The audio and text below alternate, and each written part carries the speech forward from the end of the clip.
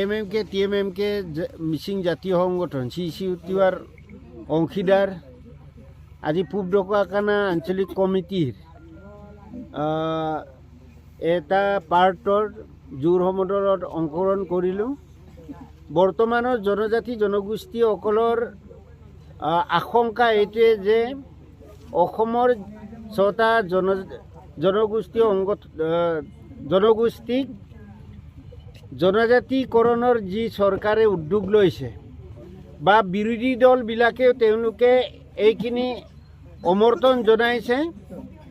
আমি ইয়াক তীব্ৰ কাৰণ 1996 চনত যেতিয়া ভাৰত চৰকাৰে ছমাহৰ কাৰণে কোচ ৰাজবংশী জনগোষ্ঠীক শিডিউল ট্ৰাইব হিচাপে ঘোষণা কৰিছিলে, এই ছমাহ ঘোষণা হওঁতে মাজুলী বিধানসভা সমষ্টিৰ বিধায়কগৰাকী কোচ ৰাজবংশী হ'ল। এইটো জনজাতিৰ কাৰণে সুৰক্ষিত আসন আছিলে আৰু এই বছৰত মেডিকেল কলেজেই হওক, ইঞ্জিনিয়াৰিং কলেজেই হওক, আয়ুৰ্বেদিক কলেজেই হওক, বিভিন্ন চাকৰিৰ ক্ষেত্ৰতো নামভৰ্তিৰ লগতে সম্পূৰ্ণ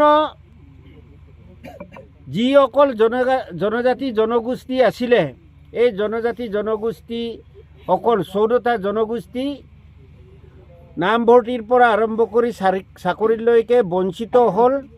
গতিকে বৰ্তমানৰ যিসকল 6 জনগোষ্ঠীয়ে জনজাতিকৰণ বিচাৰিছে তেওঁলোকক যদি CCUTR নিৰ্দেশত টাকাম মিচিং পৰিণ কাবাং, মিচিং মিমাক কাবাং, টাকাম মিচিং মিমাক কাবাং আৰু আন জনজাতীয় ছাত্ৰ সংগঠনসমূহৰ যি জিলা সমিতি ঢকুৱাখানা জিলা সমিতিত পূব ঢকুৱাখানা আঞ্চলিক সমিতিত ইতিমধ্যে 6 জনগোষ্ঠীক জনজাতিকৰণৰ বিৰুদ্ধে জোৰ সমদল আয়োজন কৰা হৈছে। আৰু আমি ইতিমধ্যে গম পাইছোঁ যে অহা 25 নৱেম্বৰ তাৰিখে 6 জনগোষ্ঠীক জনজাতিকৰণৰ ক্ষেত্ৰত অসম চৰকাৰে বিধানসভাত প্ৰস্তাৱ দাখিল কৰিব বুলি আমি গম পাইছোঁ। গতিকে সেইটো জনজাতিসকলক নিষেধ কৰা যি হতকাৰী সিদ্ধান্ত, সেই সিদ্ধান্তক চৰকাৰক বাতিল কৰিবৰ কাৰণে আজিৰ জোৰ সমদলৰ জৰিয়তে আমি অসম চৰকাৰক দাবী জনাইছোঁ।